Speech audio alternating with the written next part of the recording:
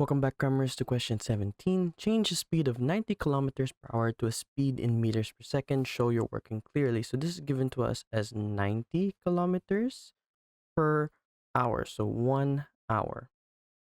We know that a kilometer is equivalent to 1,000 meters. So we simply multiply this by 1,000.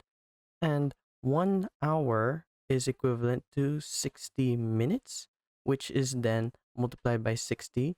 So that means 1 hour is equivalent to 3,600 seconds. So times 3,600.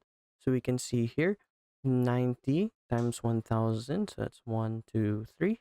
Divided by 1 times 3,600 is 3,600. These zeros cancel out, and we can use our calculator here. We have 900 divided by 36. This gives us 25. So this is 25 meters per second. Thanks for watching. Cram, then scram.